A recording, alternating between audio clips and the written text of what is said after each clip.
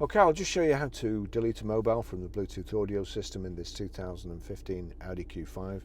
So from any screen, I mean that's just menu, but from any screen, if you go into telephone, you'll see settings at the corner. At the moment it's saying please connect a mobile phone, search for new mobile phone. That's because there's nothing connected. But if we go into settings, that settings in the corner corresponds to this button on the bottom right.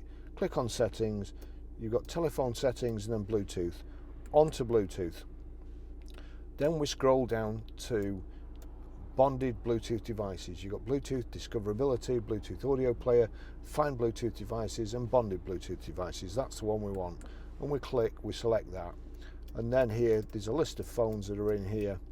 So I want to delete mine, Barry's iPhone.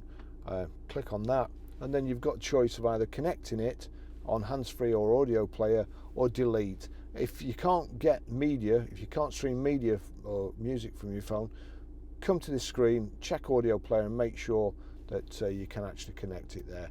So we want to delete Bluetooth device, that's it. Do you really want to delete it? Yeah, I've just gone through 5 screens. What do you think? That's it gone.